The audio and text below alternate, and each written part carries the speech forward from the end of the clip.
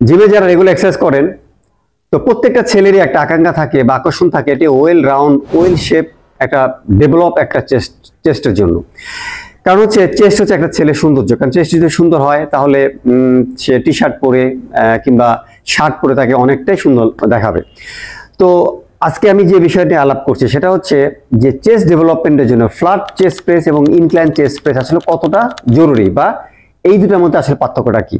তো এটা নিয়ে 2020 সালে journal of strength and conditioning research তারা একটা গবেষণা করেছে। তো এখানে 47 জন আনট্রেন বা বিগিনারকে নিয়ে এই ট্রেনিংটা করেছে 8 সপ্তাহ, এবং প্রতি সপ্তাহে তাদেরকে ট্রেনিং করানো হয়েছে এবং এই 47 জনকে 3টা ভাগে ভাগ করা হয়েছে। ফার্স্ট গ্রুপ হচ্ছে ফ্ল্যাট বেঞ্চ চেস্ট প্রেস করেছে, সেকেন্ড গ্রুপ হচ্ছে শুধু ইনক্লাইন চেস্ট প্রেস করেছে, এবং আরেকটা গ্রুপ করেছে কম্বিনেশন, মানে ফ্ল্যাট এবং ইনক্লাইন দুটাই করেছে।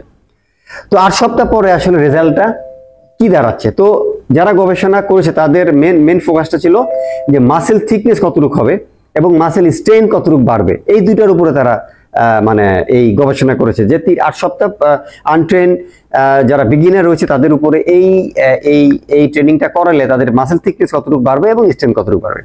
তো আসলে ফলাফলটা কি আসলো?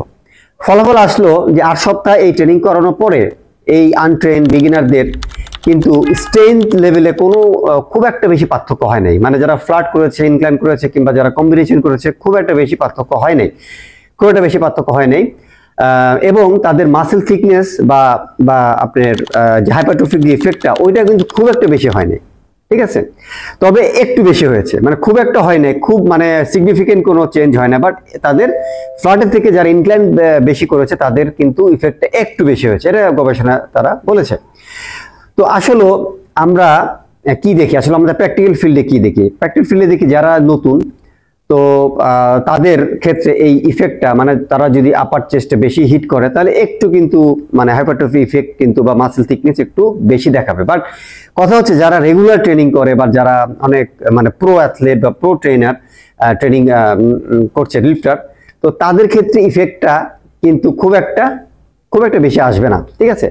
তবে এই গবেষণা এটাও বলেছে যে তবে আপনারা যারা যদি ইনক্লাইন যদি আপার চেস্ট যদি ডেভেলপ করতে চান তাহলে আপার চেস্ট বেজ ওয়ার্কআউটগুলো একটু বেশি করুন, বাট অবশ্যই কিন্তু এটা পাশাপাশি এটা ওয়েল রাউন্ড অ্যাস্থেটিক বডির জন্য এবং এটা নাইস হাইপারট্রফিক ইফেক্টের জন্য আপনাদের কিন্তু অবশ্যই আপার চেস্টের সাথে অবশ্যই কিন্তু ফ্ল্যাটও করতে হবে এবং ডিক্লাইনও করতে হবে।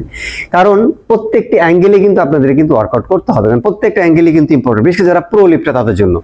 এটা নিয়ে 2019 সালে আরেকটা মানে ডিক্লাইন বেঞ্চ প্রেস নিয়ে 2019 সালে কিন্তু একটা রিসার্চ হয়েছে, ওখানে কিন্তু বলা হয়েছে যে ডিক্লাইন প্রেসটা মূলত লোয়ারেই কাজ করে এবং খুব ভালোভাবেই কাজ করে।